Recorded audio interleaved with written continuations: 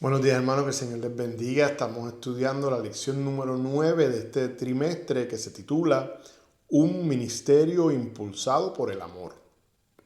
Y el versículo clave se encuentra en 2 Corintios 2:4.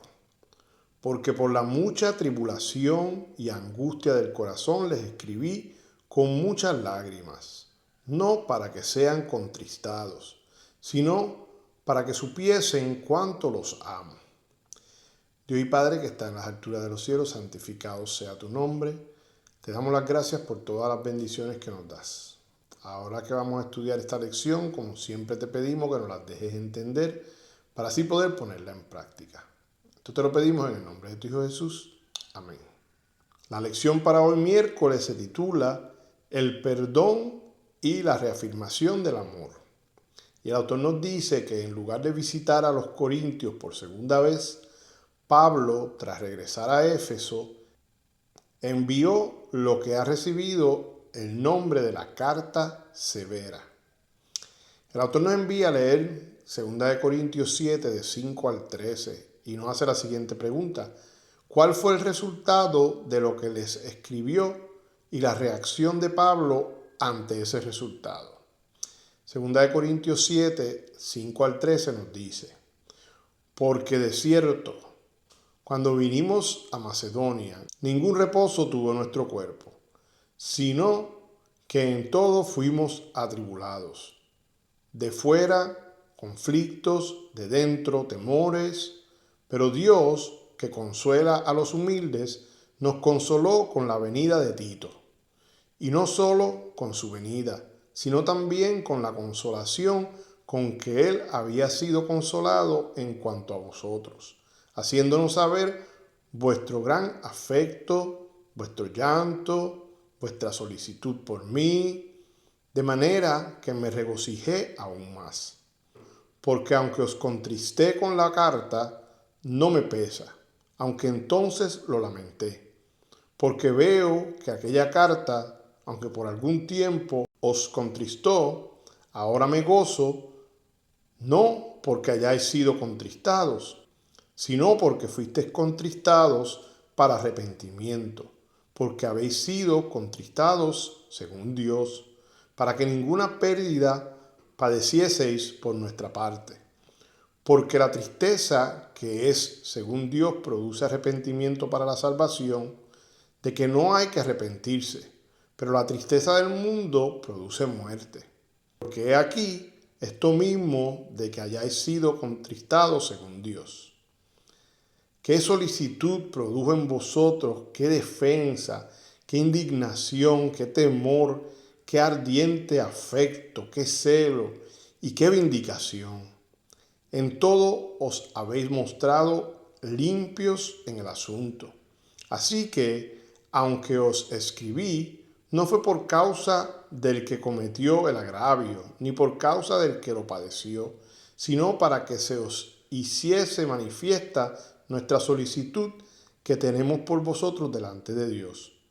Por esto hemos sido consolados en vuestra consolación, pero mucho más nos gozamos por el gozo de Tito, que haya sido confortado su espíritu por todos vosotros. Pablo y Tito se reunieron más tarde en Macedonia, donde el apóstol recibió de su ayudante la excelente noticia de que sus severas palabras habían dado resultados positivos, lo que llenó de alegría el corazón del apóstol. Si algunos en Corinto se habían posicionado antes en contra de Pablo, ahora la iglesia se ponía de su lado. Cuán importante es apoyar a nuestros líderes. Como miembros de la iglesia, podemos facilitarles mucho su trabajo. El autor nos envía a leer 2 Corintios 2, 5 al 11 y nos pregunta, ¿cuál es la idea central aquí? 2 Corintios 2, 5 al 11 nos dice, pero si alguno me ha causado tristeza, no me ha causado solo a mí, sino, en cierto modo, por no exagerar, a todos vosotros. Le basta a tal persona esta reprensión hecha por muchos. Así que, al contrario, vosotros más bien debéis perdonarle y consolarle, para que no sea consumido de demasiada tristeza. Por lo cual os ruego que confirméis el amor para con él. Porque también para este fin os escribí, para tener la prueba de si vosotros sois obedientes en todo. Y al que vosotros perdonáis, yo también, porque también yo lo he perdonado. Si algo he perdonado por vosotros, lo he hecho en presencia de Cristo, para que Satanás no gane ventaja alguna sobre nosotros, pues no ignoramos sus maquinaciones.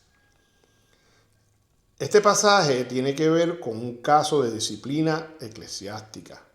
Los eruditos debaten si el ofensor aquí es el hombre incestuoso de 1 Corintios 5, 1 al 5, u otra persona que instigó a quienes usaron a Pablo de ser inconscientes y desconsiderados con ellos en sus decisiones de viaje. El contexto parece favorecer la segunda opción. En cualquier caso, la enseñanza más importante del pasaje se refiere a cómo la iglesia debe tratar a una persona que ha pecado. El texto en cuestión enseña que el propósito de la disciplina eclesiástica es la restauración a través del perdón y la reafirmación del amor para con el pecador. El pasaje también sugiere que la disciplina eclesiástica pueda ser dolorosa, pero es necesaria. Por muy bien intencionadas que sean y por mucho que quieran estar orientadas a la gracia, algunas iglesias podrían estar fallando en enfrentar o tratar los pecados flagrantes o incluso públicos. Por otro lado, otras pueden ser demasiado severas o inmisericordes. El pecado debe ser tratado, pero con amor. Por lo tanto, Pablo podía exhortar a la iglesia a reafirmar su amor por el ofensor, porque él mismo amaba a la iglesia.